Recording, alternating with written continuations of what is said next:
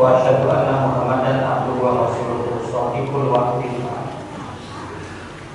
Jamaah sholat asar Masjid Cipaganti yang dirahmati oleh Allah, di pekan terakhir di bulan Oktober ini, segala puji bagi Allah, kita bersyukur dimudahkan asar ini bisa kembali hadir di masjid dan melaksanakan sholat berjamaah. Kita berlindung kepada Allah semoga menjadi jalan keistiqomahan bagi kita semua, insyaallah. Hadirin jamaah sholat asar yang dirahmati oleh Allah, tentunya setiap kita pernah mengalami perasaan seperti ini. Tiba-tiba sedih, tiba-tiba khawatir, tiba-tiba takut, sekonyong-konyong kita ini gelisah gitu. Nah, kalau hal seperti itu menimpa kepada kita, ada kemungkinan besar hati kita itu disinggahi oleh iblis. Ini kemungkinan besar hati kita disinggahi oleh iblis.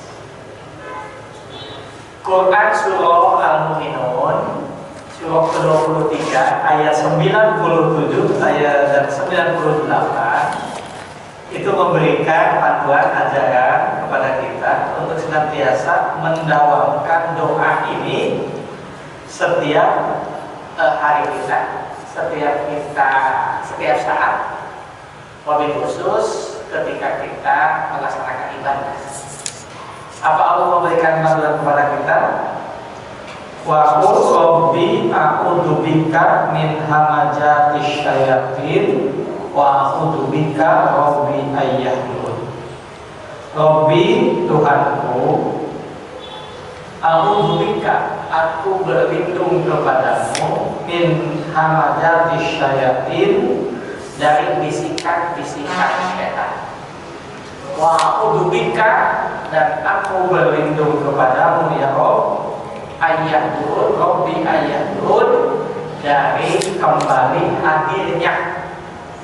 Jadi syaitan kita usir boleh sudah balik dari yang jadi masalah syaitan terhadir di mana dan bukan ada masalah. Nah, kejadian ini sempat disampaikan oleh sahabat Rasulullah SAW lewat Ibnu Mas'ud, dan hadis ini diriwayatkan oleh Imam Dailami.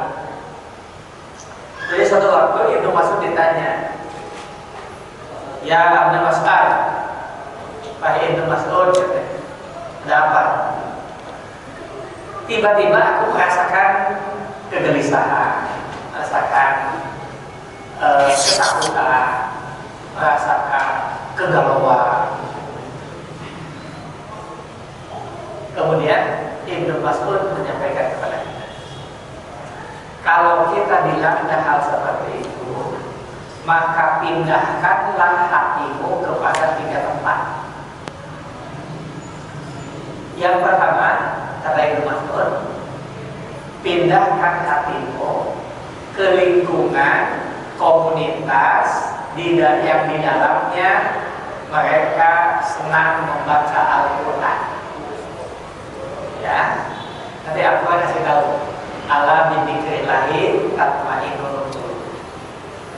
Jadi kalau kita dilanda kesedihan, kebingungan, kekhawatiran, maka hijrahkanlah diri kita dan hati kita ke tengah-tengah orang yang senang membaca Al-Quran.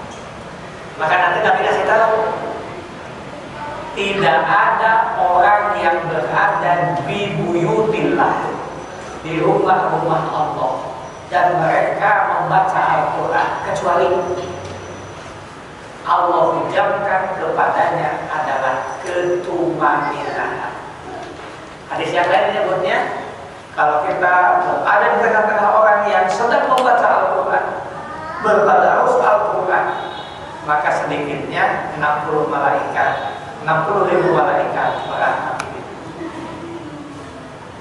Ini dia berdoa ke bingung, tiba-tiba sedih, tiba-tiba gelisah, tiba-tiba galau, ulah kadugem Pak.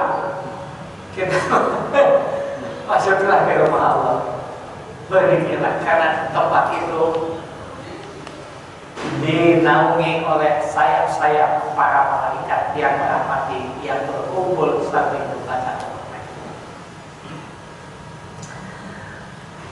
Jaga itu, tapi aku kayaknya nggak bisa. Dua kata Ibnu Abbas, Ibnu Mas'ud, hijrahkan dirimu dan hatimu ke tengah-tengah orang yang di dalamnya ada taklim, ada pengajian, ada nasihat di dalamnya, ada fatwa, ada bimbingan agama. Hadir di tengah-tengah mereka.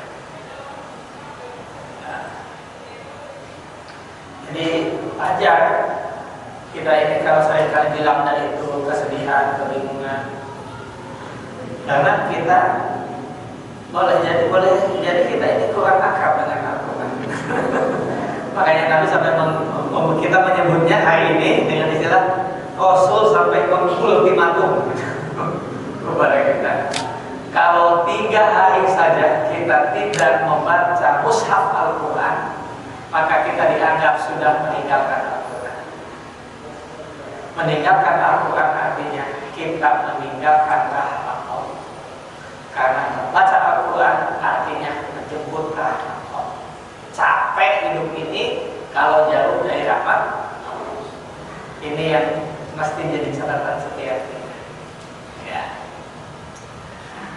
Hadir senantiasa di majelis-majelis ilmu, masih juga gelisah, masih juga khawatir, masih juga ketenangan tidak dapat. Apa kata Ibnu Abbas? Berkhalwatlah, sholat malamlah, bertakawunlah, bermuhasabahlah.